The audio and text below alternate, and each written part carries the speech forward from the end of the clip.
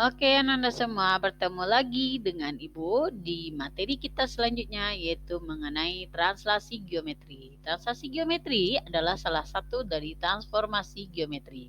Apa sih itu transformasi? Transformasi itu terjadinya perubahan dalam geometri. Ya, oke, mari kita lihat apa itu translasi.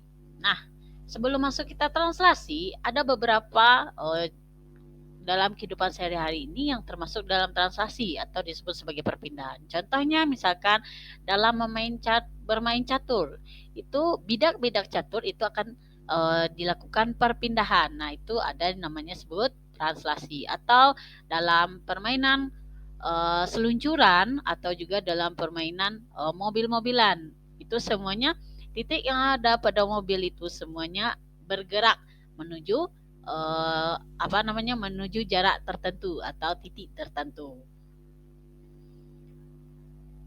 Oke, yuk kita cari tahu apa itu translasi. Translasi tadi udah Ibu bilang yaitu suatu pergeseran, yaitu pergeseran atau perpindahan suatu titik pada suatu bidang dengan jarak dan arah yang sama. Nah, contohnya misalkan tadi ya udah Ibu bilang juga itu berupa bidak catur. Jadi ketika kita main catur itu terjadi yang namanya translasi atau pergeseran. Oke, mari kita lihat lagi materinya. Selanjutnya yaitu materi atau rumus dalam translasi. Translasi itu kan ditandai oleh suatu matriks transformasi yang berbentuk matriks kolom yaitu AB dengan A sebagai komponen X dan pada sumbu horizontal atau datar dan B sebagai komponen Y pada sumbu vertikal atau sumbu tegak. Nah, secara umum bentuk translasi itu seperti dalam tabel ini. Titik awal kita disebut sebagai titik A dengan koordinat XA, YA. Sedangkan matrik transformasi kita atau si T kita dilambangkan dengan AB atau A, B. Sehingga kita dapat tentukan bayangan dari titik A. Bayangan titik A itu dilambangkan dengan A aksen dengan koordinat X aksen A dan Y aksen B. Nah, gimana sih cara cari X aksen A, Y aksen B? Caranya adalah menjumlahkan titik awal, koordinat titik awal dengan transformasinya atau translasinya. Nah, translasi kita kan A, B dan titik awal kita XA, YB. Jadi, untuk mencari X aksen A itu adalah A tambah XA dan untuk mencari Y aksen B yaitu B tambah YB. Oke, kita masuk ke contoh soal. Contoh yang pertama.